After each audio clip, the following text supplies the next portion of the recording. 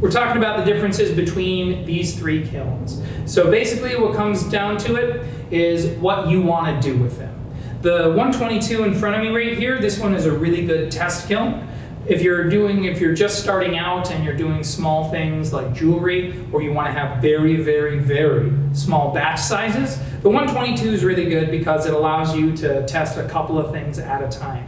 I refer to this as a test kiln because in my experience, this isn't going to be good for production in any way, shape, or form. You're not going to get enough of stuff in there to be able to churn out what you need to if you're trying to make a lot of pottery at once. So this is much better served if you want to try and test something new and you don't want to, say, fill up your larger kiln with a new test that could go wrong. It's also a smaller size, so it's going to be easier to get into your house and kind of plug and play kind of thing. Conversely, the real decision making comes into if you want a 184 or a 234. I like the 184 as a good personal kiln. So if I say I want to get ready to go into production, but I'm not quite ready to fill something larger, the 184 is going to be here because it's big enough that I can make a lot more stuff, but small enough that I'm not taking forever to fill it up. Then the next step after that would when we transition into the 234 over here, and this adds so much more space in there. So if you have a whole bunch of mugs, bowls, plates, you're going to be able to, I'd say probably not about double, but significantly increase your output with this kiln. For me, is when it comes down to is what is the size of the stuff that I'm making? Am I going to be making a lot of things? If I want the maximum amount of space, 234 is probably what I'm going to do out of these three kilns. If I'm ready to kind of gear up towards production, I have a small studio and other people are firing with me, 234 makes a lot of sense right there.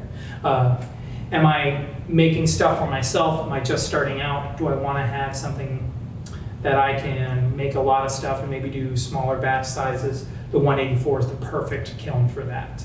And then maybe you have a scenario where you're doing jewelry, you're doing smaller work, you're maybe working in some sort of porcelain doll making, something like that. The 122 is going to be perfect for you to kind of create what you want to. If you're trying to do like production pottery where you're throwing mugs and bowls and plates, you're really only going to be able to fit like 4 or 5 in there. And if that's your batch size, the 122 might work for you, but you're not going to have any room to grow beyond that. So let's talk about the benefits of all of these kilns. All of them come with 3-inch brick. You have that nice insulation so you can get up to temperature faster, and it's going to retain more heat just because there's more insulation. Other benefits of these are they all come standard with the Bartlett V6CF. That's easy plug and play, hit, fire, kind of walk away.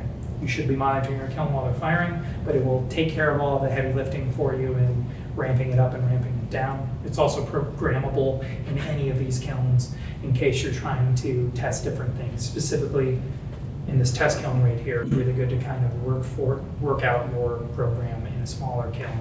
That'll help out and give you an idea where you want to go through bigger kilns. And the other benefit to these 3 kilns is that they're all cone 10 kilns, right? So if you're trying to reach cone 10, to get that oxidation atmosphere rather than reduction. They're all going to take you up to cone 10 if you're working with flameware or you have a porcelain that's kind of finicky and things like that. Even the 120 version of the smaller kiln can get up to cone 10. I do recommend that you upgrade to a 240 version if you're going to be going to cone 10 a lot with your test kiln, just because over time you want to have those extra volts there to help you get to that temperature. All of these kilns are built out of the same materials. They have the same guts on the inside of the boxes. Really the only thing that varies between them is 1, the size, and 2, the elements, right? So all of the components on the inside are going to be very similar. All of the boxes are very similar construction.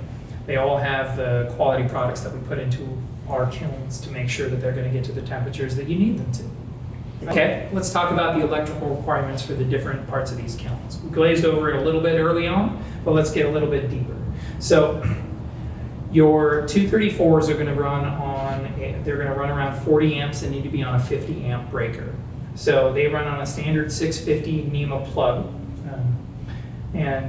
So most likely you're not going to have that readily available in your house unless you're maybe a welder or something like that.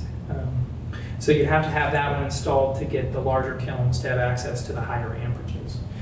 In contrast, the 184 over here runs on a 30 amp breaker and runs on a 1030 plug. Now, you'd probably be familiar with it, maybe not by name, but by sight, because your dryer in your house runs on exactly the same thing. It'll run on, generally speaking, a 30 amp breaker and have a 1030 plug for you to plug in the wall. So in terms of getting them into your house, the easiest one is probably the 184, just because you likely already have that electrical set up in your house right now.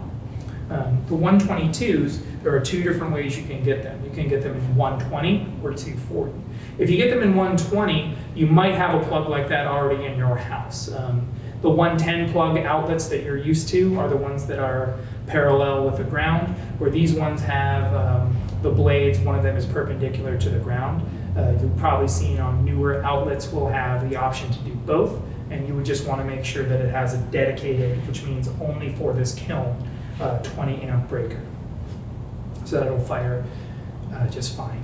Alternatively, if you get the 240 version, you'll likely have to have one of those installed, and again, have a 20 amp breaker that's dedicated only to that.